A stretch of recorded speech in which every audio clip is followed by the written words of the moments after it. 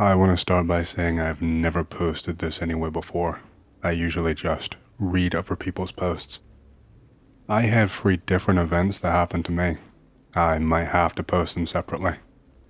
The first event I had was when I was a kid, although I didn't even really realize it until I was a lot older, but my parents and school teachers did at the time.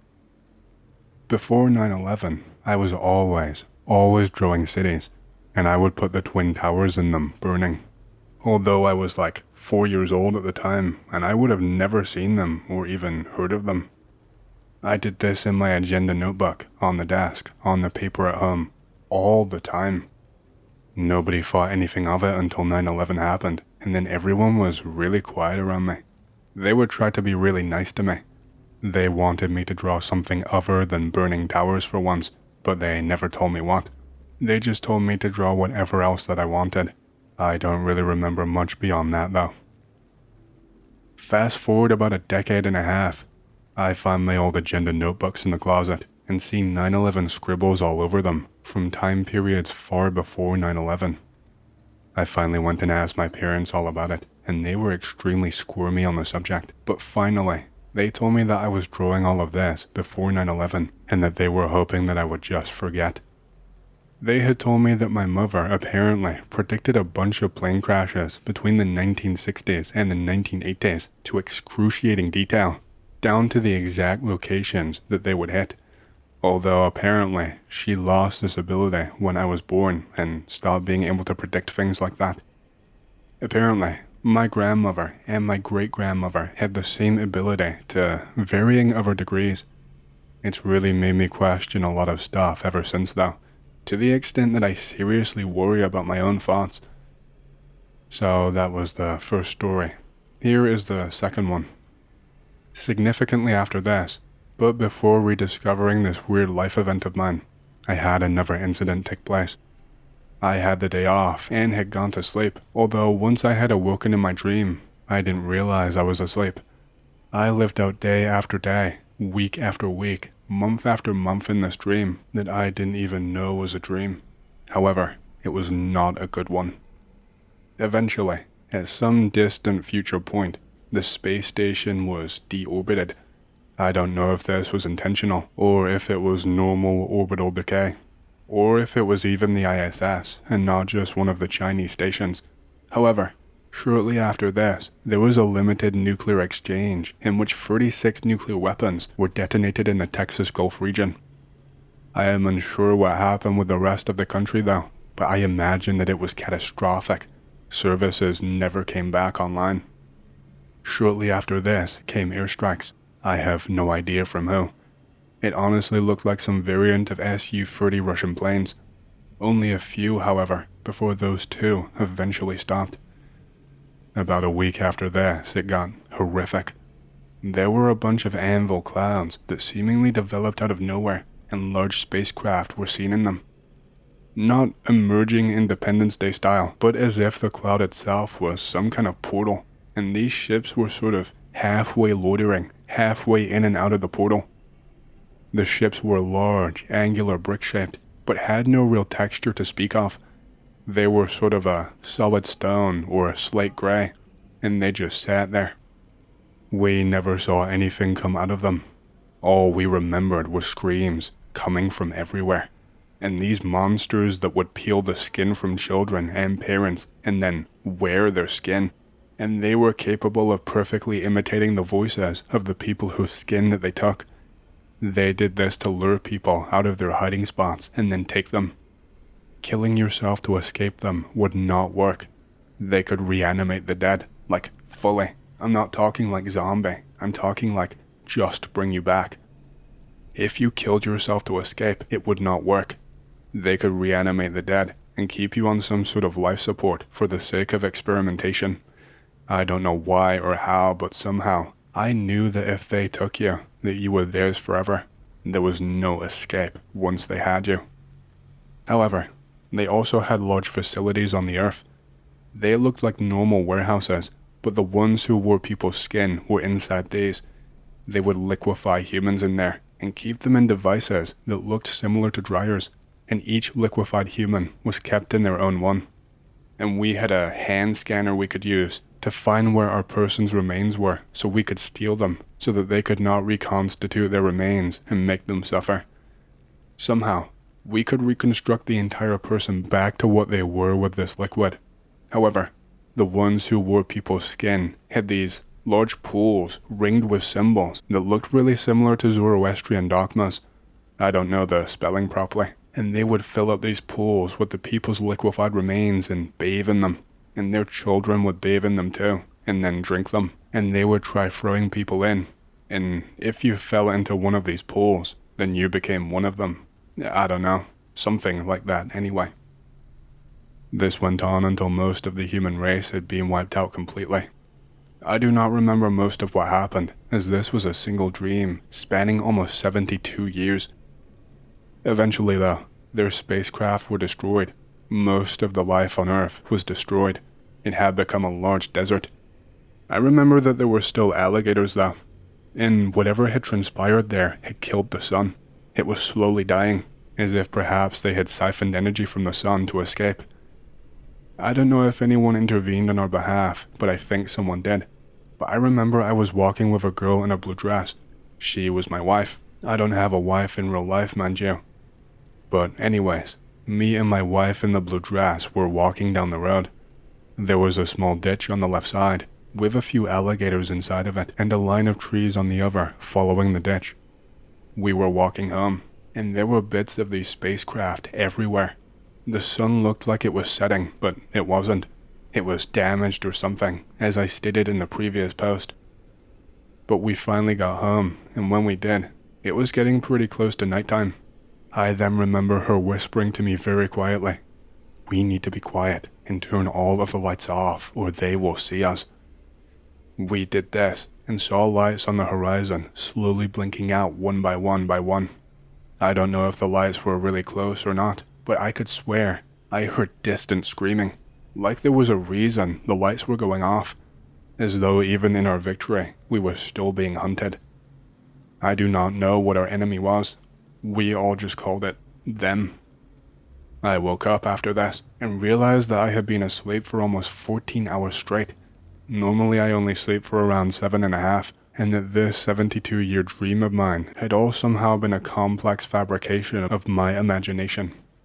However, every single event leading up to this has happened so far again. Every single last one. And I fear that either I am once again in the long dream, or that this has become reality this time, and we are about to see tribulation.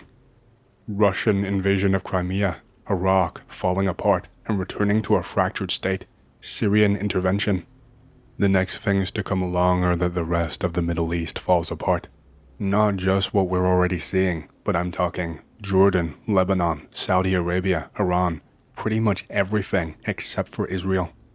Eventually, a space station. I have no idea which one, or when, or how, will deorbit. A war between Russia and the US is going to kick off. It's inevitable. Russia is going to invade up through Mexico. The red line is how far into the US they end up advancing, due to aid from the native Mexican population initiating an insurrection due to increased nationalism, and a weak quasi-breakup of the US following a civil war. The green circle is a flashpoint where Russia did not invade at first. They stayed on one side of the ship channel until finally attempting to cross it, and that is when things go nuclear. 36 nuclear weapons are exchanged in and around the green circle. I have no idea how many are exchanged elsewhere, as that is the last time we have internet or TV ever again. Many of our electronic devices and vehicles still worked, however. Mostly older ones though, and for some reason, as I said, the handheld scanner for finding humans worked. Russia does a few more strikes with aircraft that I assume were hardened against the initial nuclear exchange, although they very quickly stopped, as I imagine they likely ran out of fuel or some such of a reason. Very soon after this is when the ships arrived. They are able to reanimate the bodies if they are fresh. I don't think they can if they've been dead for a long time, or in the ground for a while, but I think there's around a 1-week window that they still can. I would not advise killing yourself though, obviously. I'm not sure what they looked like. They were always wearing human skin when I saw them, although it was sort of loose, and they would walk upright like humans, but they could run faster than any human, and even faster on all fours.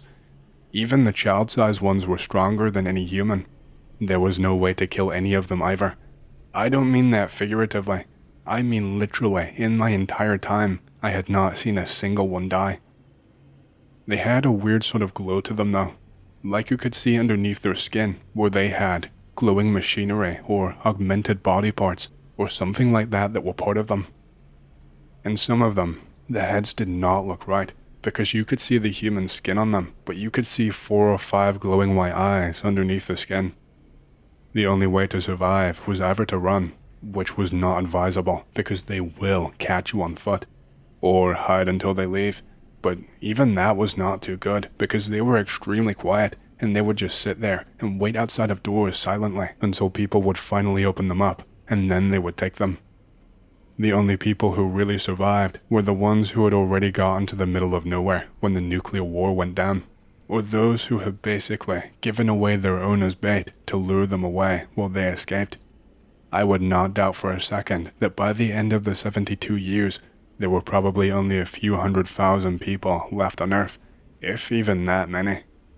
My printer scanner is not working, so I can't upload anything I've drawn about this stuff without it being shit tier quality, but from what I can tell, their technology is compartmentalized, as in they have several tiers and hierarchies of technology.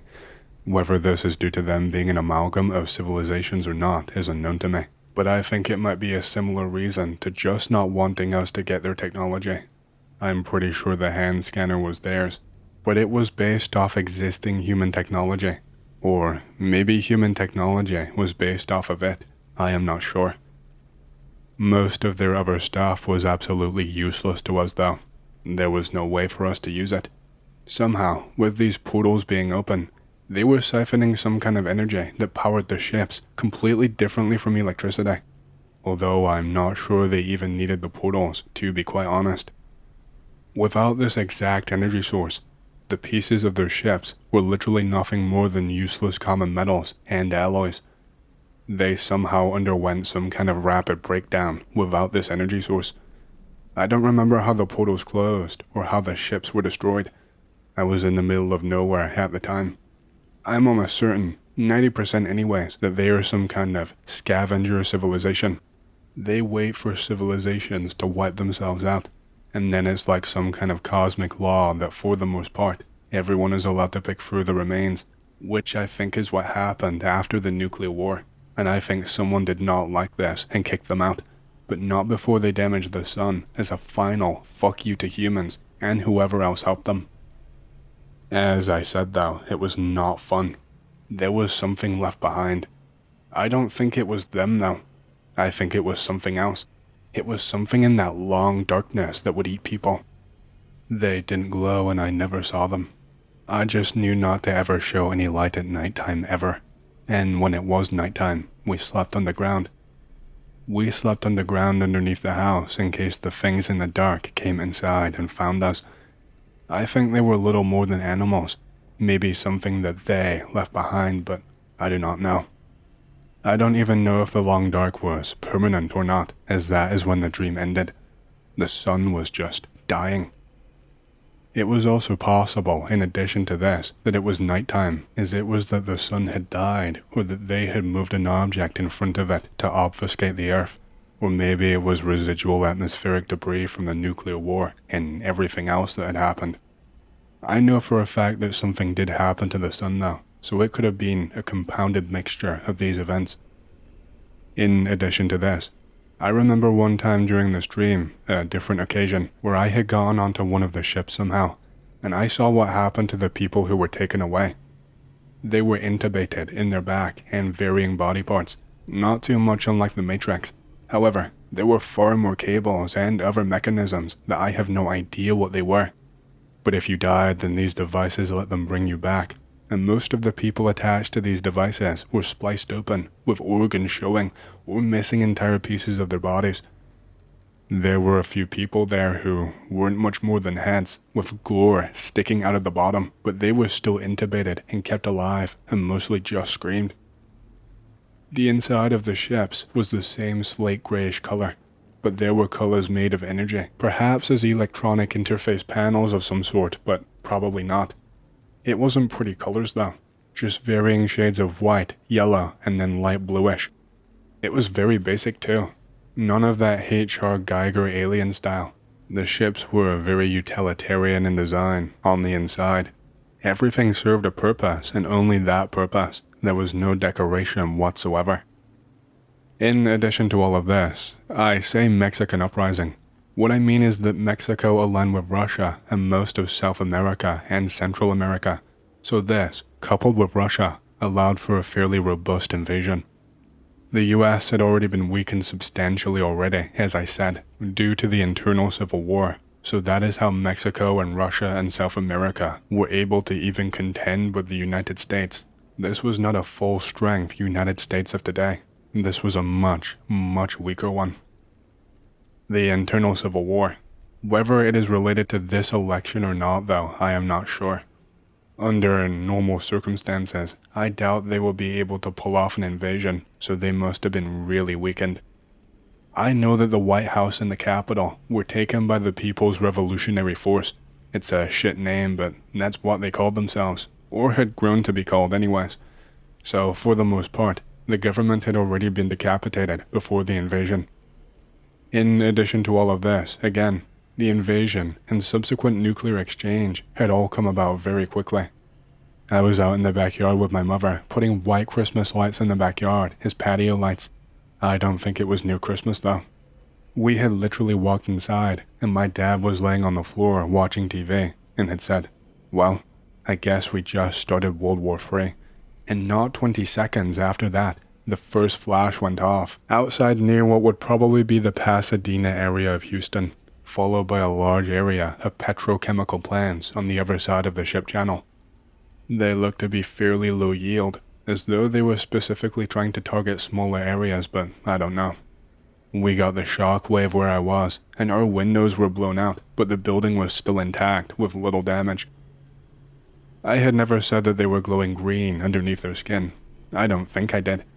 They were glowing the same as their ships, as a sort of white, yellowy, bluish color. I don't have a word for it, but it was not an earth color. I speculate on the machinery, but there were bits and pieces poking out through the skin and holes in the skin due to some people's skin going necrotic.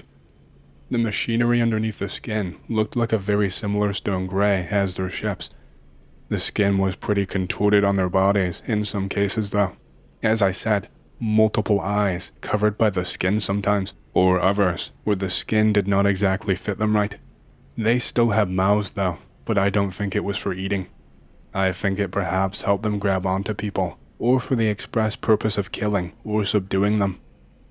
I don't even know if they were technically alive, or if they themselves were just biological machines. Some of them really seemed like they wanted the skin as trophies more than anything though. They collected it, and some of them were wearing multiple layers, and as I said, I have no idea whatsoever as to why they would liquefy the people and put them in the dryer machines in the warehouses. Surely they had some purpose, but I don't know what it was. It could be just as simple as storage, or perhaps some religious purpose of theirs. They seem to have some interest in Zoroastrianism, as I said. I don't know how even a breakaway civilization could fight them though. From my understanding, they were possibly the first intelligent species ever, throughout all dimensions, or one of the first anyways. I can't imagine anyone from this planet could even fathom a way to fight them. It would have had to have been someone else out there on their technological level. The ship in that video that you sent me looks nothing like their ships, sorry. They did not have digital displays like that. It was kind of like some strange form of hard light, formed out of energy or something. But it had solid pieces that it looked like if the hard light turned off, then they would fall to the floor, but they didn't. They just sat there in a static position.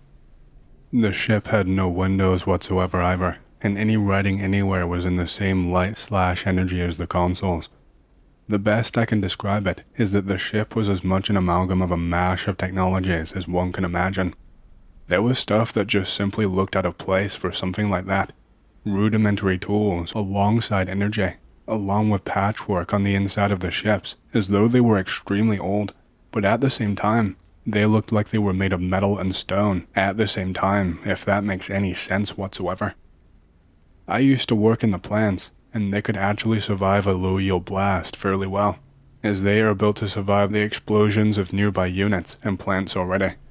You might have to rebuild the control room and change the butterfly valves and anything else with an electronic sensor, but most of the stuff out there that could be that sensitive is buried. My guess is it could only take about a month or two to get it back online, assuming you have workers and assuming the plant itself was not hit too close. That picture of them is pretty similar, yeah, except they do not drool.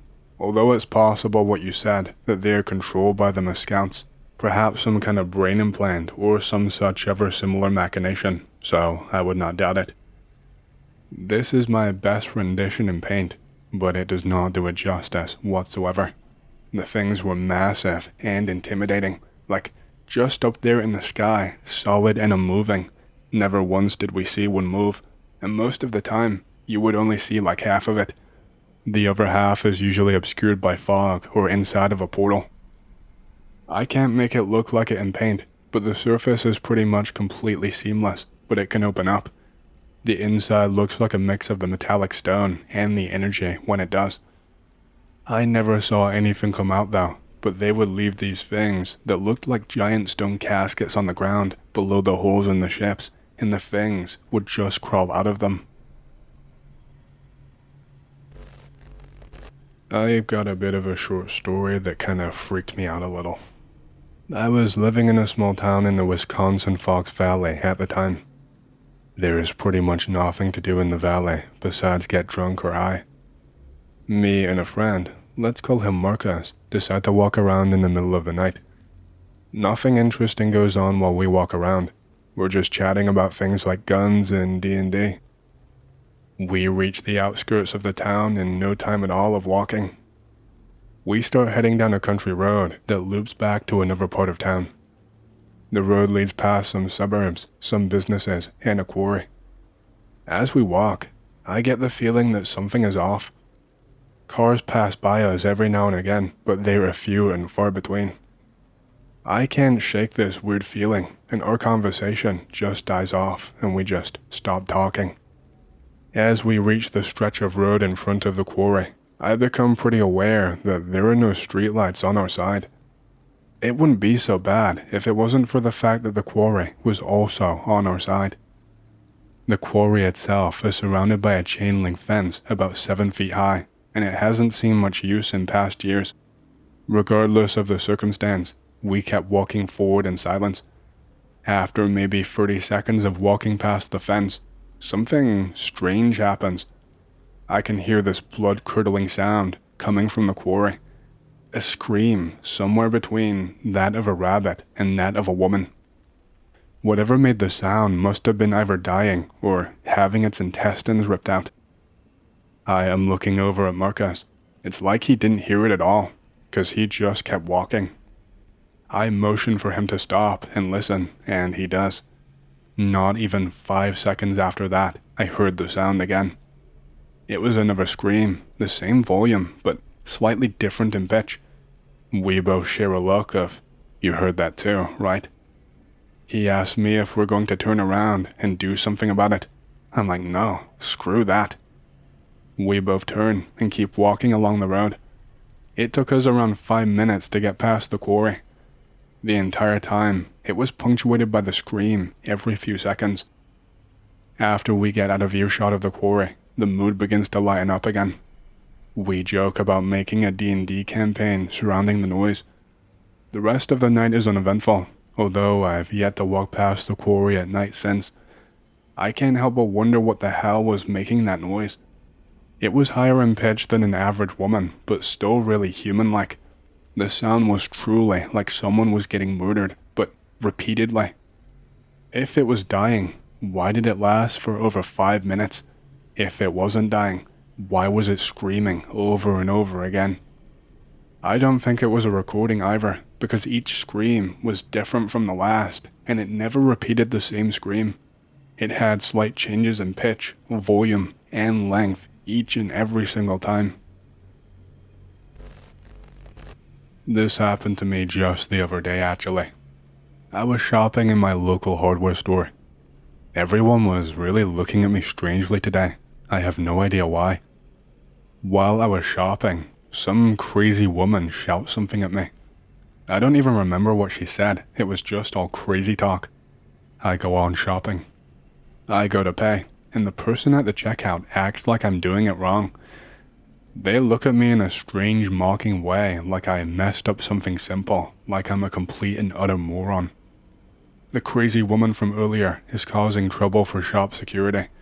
She tries running away and gets tackled to the ground. What the hell is going on? I look towards the shop entrance. All of the doors are just gone. It's now just like one solid wall, like plasterboard. Panic starts to creep in. I start to think that this has to be a lucid dream. The staff start surrounding me, and I try to run through the aisles to escape them, but there is nowhere to escape to. I pick up some sharp tools to defend myself. I'm in a hardware store, so I grab the sharpest object I can possibly find.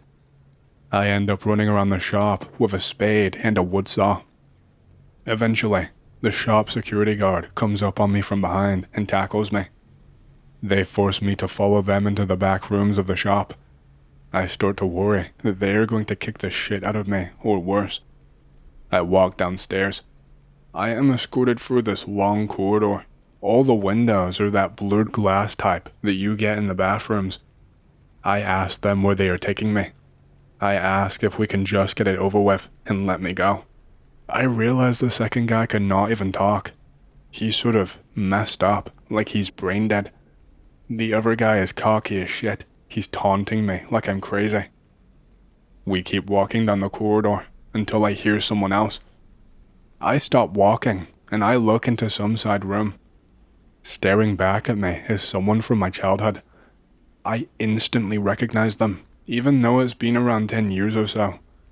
They look back at me like I was not supposed to see them, like they know something is terribly wrong for me to be here. We lock eyes for only a split second, but it feels like forever. The cocky guy who is escorting me is getting really impatient and angry. He hits me and keeps me moving forward. We get to the end of the corridor. The door opens up to some delivery bay area with metal shutter doors. There is a car parked up, waiting for me, surrounded by dudes in suits. One of them comes up to me and hits me with the butt of his gun. It's the complete last thing that I remember. The next thing I know, I'm shopping at my local hardware store. I don't know what the hell happened in between then, but it's like I wasn't supposed to remember this stuff. I want to scream and go crazy, but something inside of me says to just act normal and just go on with my life. I do my shopping in a different hardware store out of town now. I'm going to seek psychiatric help after this. I know I'm probably being paranoid and delusional, but yesterday, I went by that place and I noticed the staff looking at me in that exact same strange way. I have not had anything like that experience happen to me since then. Everything has just been eerily normal. This happened to me when I was around 13 or 14 years old. I have a friend around the same age as me. We have the cool idea to stay outside all night. It always sounds like a cool idea until you do it, because by the time it's the early hours of the morning, you get bored, hungry, and tired. That's exactly what happens, just like every other time. At around 2 a.m., we go to the local park. It's a decent location because it keeps us off the streets. That way, any police doing their rounds will not see us and take us home. I always remember the night was really eerily calm. We live on a big hill and there is always wind, even at least a subtle breeze, but this night there was just nothing. Anyway, we sit inside the climbing frame because it is solid and no one else can see through it. After talking for maybe 20 minutes, we both become aware of this background noise, but you know the type that feels like it's been there the whole time and you've only just noticed. It was like that. It sounds like creaky metal that needs to be oiled. We peek our heads over the top of the climbing frame. There is a little girl around 6 years old playing on the swing by herself, just swinging really gently. I look around for any adults. There is absolutely no one there. The little girl stops swinging and looks at us for a few seconds. Then she just resumes swinging. We both shit ourselves and run away. The second that we're out of the park and onto the street, we feel kinda guilty because of how young she is. We decide to go back to make sure that she is alright. There is no sign of her. The swing is still swinging, but like when someone has just gotten off of it. We look all over the park, and even outside on the street. There is no trace of her whatsoever. Easily one of the creepiest things I've ever seen. She was no ghost or anything, she was a real girl. Where she came from and where she went though, I have no idea. I didn't see her picture in the paper or anything, so I take it that she didn't come to any ill harm